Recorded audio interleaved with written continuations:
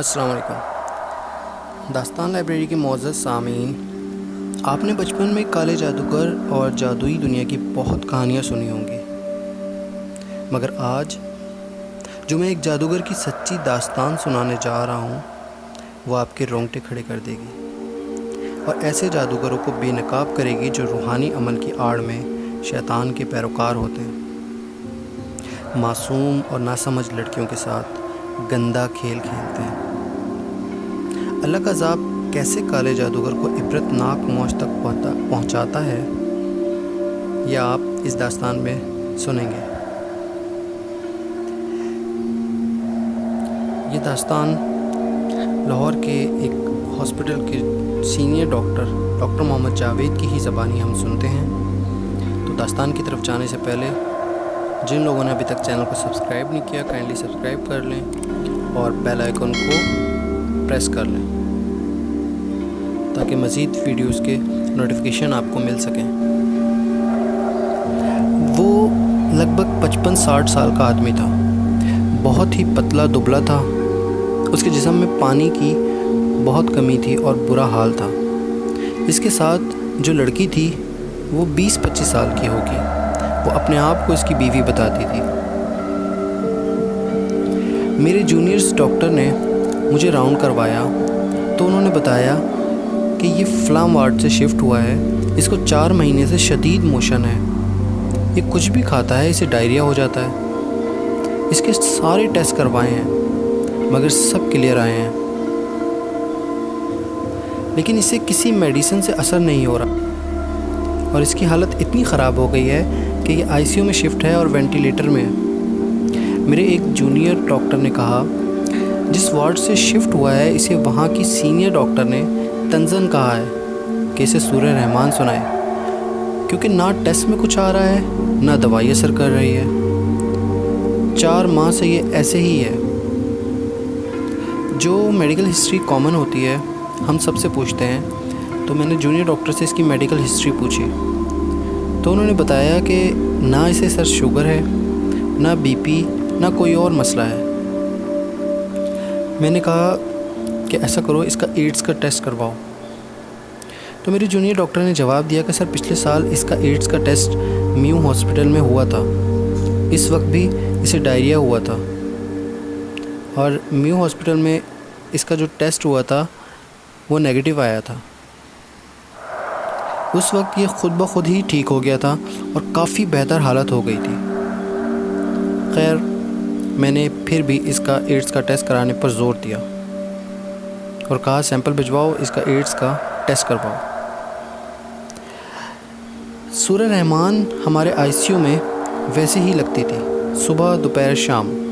अगर कोई time miss भी हो जाए तो कम से कम एक बार दिन में ज़रूर लगती थी। कोई ड्यूटी पर मौजूद डॉक्टर या नर्स या स्टाफ लगा देते थे, वो भी लग रही थी। सारे पेशेंट थे। जहाँ तक मेरी याददाश्त साथ दे रही है, तीसरा दिन था। मेरी जूनियर डॉक्टर की एक दिन कॉल आई। वो बहुत पैनिक में थी। वो बोली सर ये पेशेंट वैसा ही है, इसकी हालत वैसी ही ख़राब है, मगर एक अजीब वाक़या पेश आया है। मैंने नोट किया है जब भी हम सूरह रहमान लगाते हैं, और नर्स ने भी बताया है कि इसके नाक मुंह से पाइप डाला हुआ था,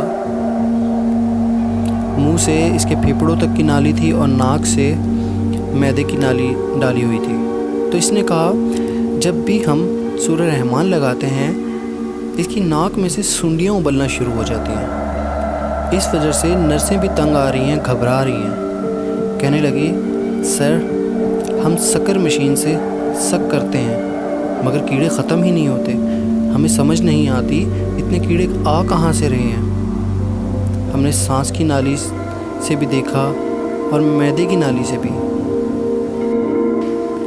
सूरह रहमान बंद होते ही सब कीड़े ख़त्म हो जाते हैं, जैसे गायब हो जाते हों, मगर जैसे ही सूरह रहमान लगाते हैं तब कीड़े आते हैं। मैंने सोचा हमारी चेहरे की हड्डी में जो खाली जगह होती है जिसे हम साइनस कहते हैं, मैंने कहा ये साइनस से आ रहे होंगे। जैसे मेडिकल में میگٹس کہتے ہیں۔ شوگر کے مریض جو انتہائی آخری حالت میں ہوتے ہیں ان کے ساتھ یہ مسئلہ ہوتا ہے، ان کے سائنس میں کیڑے پیدا ہو جاتے ہیں، مگر اسے شوگر کا بھی کوئی ایشو نہیں تھا۔ میں نے کہا اس کے ایڈز کے ٹیسٹ کا رزلٹ کا پتہ کراؤ، مجھے لگ رہا ہے اس کی قوت مدافعت ختم ہو گئی ہے، اس لیے کیڑے پڑ گئے ہیں۔ مگر مسئلہ یہ ہے کہ کیڑے صرف تب نکلتے ہیں جب سورہ رحمان لگاتے ہیں، اب تو آنکھ اور منہ سے بھی نکلنا شروع ہو گئے ہیں، اور جیسے ہی سورہ رحمان بند کرتے ہیں تھوڑی دیر بعد منہ میں کیڑے کہیں نظر نہیں آتے۔ تو ہمارا یہ خیال تھا کہ کیوں نہ ہم سورہ رحمان ہی بند کر دیں۔ اس کی بیوی نے بھی کہا کہ اسے بند کرو، پتہ نہیں تم کیا لگا رہتے ہو۔ ہماری نان مسلم نرس تھی، اس نے اس کی بیوی کو کہا کہ مجھے پتہ نہیں اسے بیماری کیا ہے، مگر جب بھی یہ پریئر لگتی ہے کیڑے اس کے جسم کو چھوڑ کر بھاگتے ہیں۔ میں تو کہتی ہوں 24 گھنٹے سناؤ۔ خیر میں نے یہ باتیں سنی تو اس کی بیوی کو کہا کہ ایڈز کی رپورٹ منگوا کر دو یا ریسیپٹ دے دو، ہم خود منگوا لیں گے۔ میرے راؤنڈ ختم کرنے کے بعد وہ خود میرے آفس آ گئی۔ مجھے نہیں پتہ تھا کہ سسٹر نے اسے بٹھا کر کاؤنسلنگ کی ہے کہ ہم ٹیسٹ سے صرف یہ پتہ کرنا چاہ رہے ہیں کہ شاید کمزوری سے کچھ ہو گیا ہے، ادروائز یہی میڈیسن اس کی چلنی ہے۔ بہرحال جتنا مجھے یاد ہے اس عورت نے بہت ہی خوفناک کہانی سنائی۔ جب اسے ڈر ہوا کہ اس کے میاں کو ایڈز نہ ہو اور اس سے بھی نہ لگ گیا ہو تو میرے کمرے میں آ کر بولی، ڈاکٹر صاحب اصل میں میرے میاں کالے علم کا جادوگر ہے۔ میں نے کہا تم نے تو کہا تھا کہ رکشہ چلاتا ہے۔ بولی چلاتا تو رکشہ ہے مگر جادو بھی کرتا ہے، اور کرتا بھی قرآن سے ہے۔ میں نے ہنس کر کہا کالا جادو وہ بھی قرآن سے کیسے ہو سکتا ہے بی بی؟ بہرحال میرے جونیئرز ڈاکٹر نے مجھے وہ ویڈیو بھی بھیجی جس میں وہ سنڈی نما کیڑے انہوں نے ایک کٹوری میں ڈالے ہوئے تھے۔ وہ بولے سر اب کرنا کیا ہے؟ یہ ویڈیو مجھے انہوں نے میرے واٹس ایپ پر بھیجی تھی جو ابھی تک میرے پاس موجود ہے۔ اس لڑکی نے بتایا وہ خود کسی کی بیوی تھی، اس کی ماں تنگ کرتی تھی تو میں چاہتی تھی کہ میری ساس میرے انڈر آ جائے اور میرا میاں بھی میرے انڈر آ جائے۔ میری ہمسائی نے مجھے بتایا کہ خاوند تمہارا غلام ہو جائے گا، تم اس جادوگر کے پاس چلی جاؤ۔ اس نے بتایا کہ اس بندے کے جادو کا توڑ ہی نہیں تھا، اور یہ جیسے بھی کرتا تھا اس کا کام لازمی ہوتا تھا۔ اس کی بیوی نے طریقہ کار کچھ اس طرح بتایا کہ ایک کمرے میں اس نے ایک تکیہ رکھا ہوا تھا اور اس پر ایک بت سا بنایا ہوتا تھا۔ وہ جو بھی آتا تھا اس بت کے پاس بٹھاتا تھا، قرآن پڑھنے کو کہتا تھا، پھر اس کا مسئلہ پوچھتا تھا۔ زیادہ تر اس کے عقیدت مندوں میں عورتیں تھیں اور ینگ لڑکیاں تھیں جو چاہتی تھیں میری شادی وہاں ہو جائے، اور لڑکے بھی آتے تھے جو یہ چاہتے تھے ان کی شادی وہاں ہو جائے یا ان کی کوئی لڑکی دوست بن جائے وغیرہ وغیرہ۔ اس نے بتاتے ہوئے ایک بہت ہی گندی بات یہ بتائی کہ جس سے مجھے یقین ہو گیا کہ قرآن کو پڑھنا سب ڈھونگ تھا، اصل میں وہ کافر تھا۔ اس نے بتایا کہ جس لڑکی پر اسے دل آتا تھا یا جس لڑکے پر اسے دل آ جاتا تھا وہ اسے بلاتا تھا، وہ پہلے اس تکیے کو سجدہ کراتا تھا جس تکیے پر بت بنا ہوا تھا، اور خود پیچھے کھڑا ہوتا تھا، پھر کہتا تھا تم پر بہت سخت کالا جادو ہوا ہے، اس کا توڑ کرنا پڑے گا۔ پھر کہتا تھا جاؤ وضو کر کے آؤ۔ جب وضو کر کے آتے تھے تو وہ کئی صورتیں مکس کر کے عجیب طریقے سے پڑھتا تھا، کرتے کراتے 2-3 سیشن کراتا تھا، اور پھر جو زیادہ دیوانے ہوتے تھے انہیں کہتا تھا اس کام میں بہت رسک ہے اور بہت پیسہ لگے گا، تمہیں بھی میرے ساتھ کرنا پڑے گا، لیکن کام تمہارا لازمی ہوگا۔ پیار میں دیوانی لڑکیاں یا حالات سے تنگ عورتیں منوعن اس کے کہنے پر عمل کرتی تھیں۔ اس نے کہا اور لڑکیوں کی طرح میں نے بھی یہ غلطی کی اور مجھ سے بھی یہ گناہ ہوا ہے، مگر مجھے ثواب گناہ کا نہیں پتہ تھا۔ اس نے کہا کہ وہ ینگ لڑکیوں کے ساتھ اور لڑکوں کے ساتھ بھی غلط کام بھی کرتا تھا، لڑکیوں کو پھر اپنا گند کھانے پر مجبور بھی کرتا تھا، پھر کوئی آیت دیتا تھا یا عربی کے کچھ لفظ ہوتے تھے وہ دیتا تھا اور کہتا تھا کہ اس کے ساتھ یہ گند ملا کر کھانے میں ڈال کر کھلا دو، یا اس لڑکی کو یا اس کے خامن کو یا جسے بھی اپنے انڈر کرنا ہے اسے کھلا دو۔ وہ بولی میں نے یہ سب کیا، اس کے ساتھ سوئی بھی اور یہ سب کچھ کیا اور خامن کو بھی وہ آیت کھلائی، مگر خاوند میں تبدیلی تو نہیں آئی، الٹا میرے خاوند نے مجھے مارنا شروع کر دیا۔ مگر میرے اندر ایک تبدیلی آنا شروع ہوئی کہ میرا دل اس جادوگر کی طرف مائل ہونا شروع ہو گیا۔ میرا دل کرتا تھا میں سب کچھ چھوڑ کر اس کے پاس چلی آؤں۔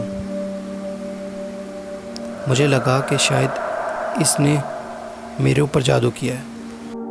میرا ہر وقت دل کرتا تھا کہ میں کسی طرح اس کے پاس پہنچ جاؤں۔ پھر میں نے اس کے پاس ویسے آنا شروع کر دیا اور کہنا شروع کیا کہ مجھ سے شادی کر لو، میں نے اپنے خاوند سے طلاق لینی ہے۔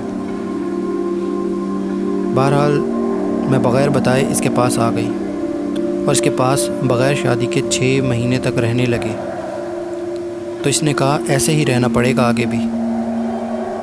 خیر میں اس کے سارے کام میں برابر کی شریک ہو گئی۔ اس کے بعد اسے ڈائریا ہوا اور یہ میو ہاسپٹل میں ایڈمٹ ہوا۔ تو وہاں ہمیں تقریباً 4 مہینے ہو گئے۔ تو اس نے کہا کہ میں کہتا ہوں اللہ سے توبہ کر لوں، اللہ میری جان بخشی کر دے، تو میں توبہ کر کے رکشہ چلا کر تھوڑی سی آمدنی میں بھی گزارا کر لوں گا، اور تو بھی واپس چلی جا خاوند کے پاس، میں مزید گناہ نہیں کر سکتا۔ خیر ہم دونوں نے دل سے توبہ کی،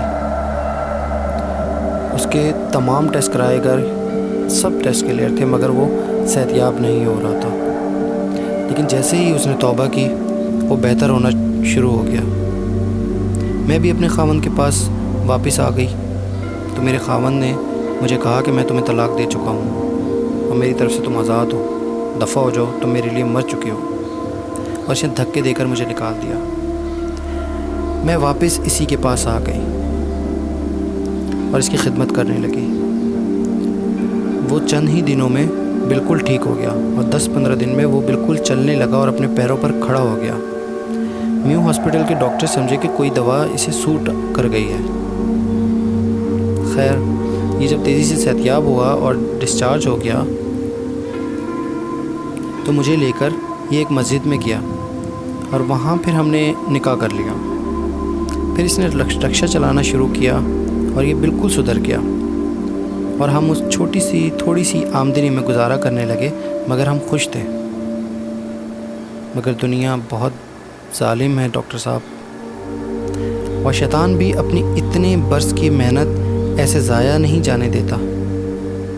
اس نے اتنے برس سے اس پر محنت کی تھی، اسے گمراہ کرنے میں، وہ ایسے کیسے اس کو سدھرنے دیتا۔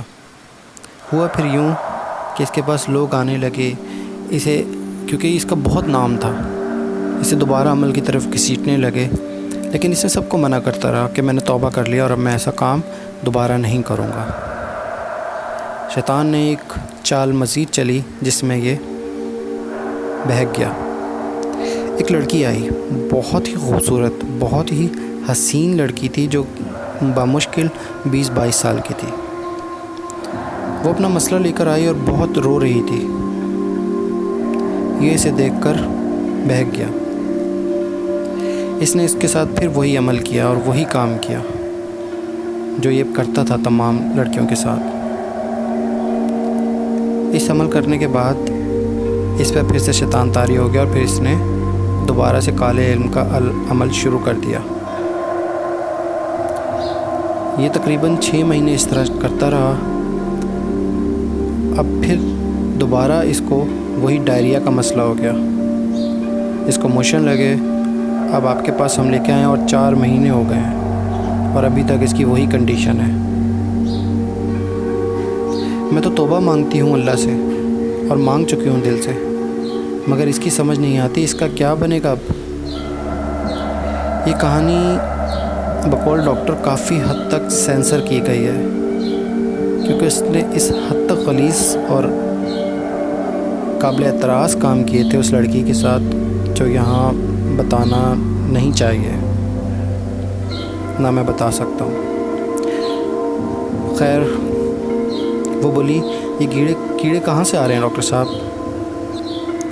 میں سمجھ تو گیا تھا کہ یہ اس کے اعمال اور کالے جادو کی سزا تھی، مگر بینگ اے ڈاکٹر مجھے سائنسی طور پر سمجھانا تھا، تو میں نے ایسے ہی کہا کہ یہ بہت زیادہ خون کی کمی اور کچھ اس کے جراثیم اس کے جسم میں پیدا ہو گئے ہیں جس کی وجہ سے یہ ہو رہا ہے۔ اور کیا کہتا ایز اے ڈاکٹر؟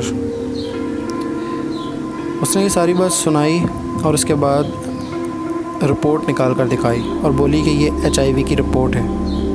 بولی ڈاکٹر صاحب مجھے تو یہ بیماری نہیں ہوگی، میں سورہ رحمان سن لوں؟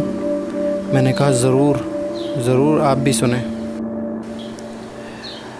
وہ بندہ صرف 1 دن اور مزید زندہ رہا اور پھر مر گیا۔ آخری وقت تک کیڑے جیسے ابلتے تھے، ہم اسے روک نہ پاتے تھے۔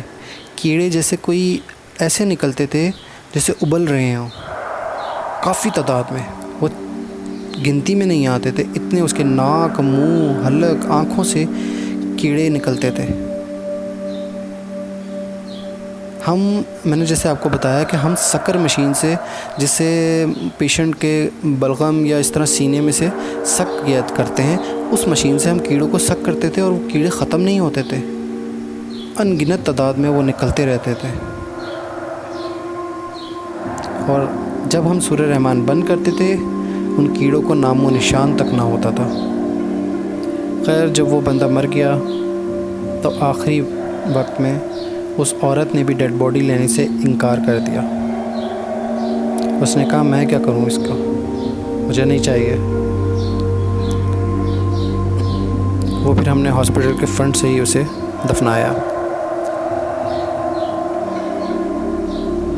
معزز سامعین، میری نظر میں یہ عذاب قرآن کی آیات کو غلیظ چیزوں سے ملانے اور اسے غلط پڑھ کر جادو کرنے کا عذاب تھا۔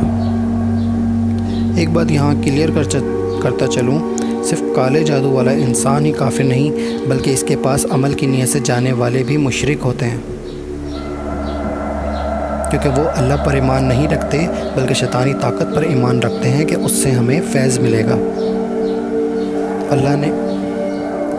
اللہ نے آپ کو اتنی طاقتور کتاب دی ہے، قرآن مجید، اور پھر بھی اگر آپ کا ایمان کالے جادو، ٹونے ٹوٹکے پر ہے تو اللہ سے دعا ہے وہ آپ پر رحم کرے اور ہدایت دے۔